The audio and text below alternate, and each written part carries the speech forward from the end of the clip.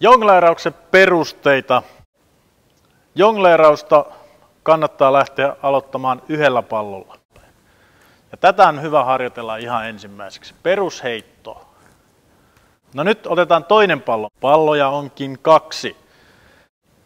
Idea on se, että vahvempi käsi aloittaa. Näin. Ja jälleen harjoitusta. Sitten 3. pallo mukaan. Vahvempi käsi aloittaa. Niin kuin minulla on joskus opetettu, että sitä viimeistä palloa ei oteta kiinni. Antaa sen lentää jonnekin. Eli että kun toi sujuu, niin otat sen viimeisen pallon kiinni.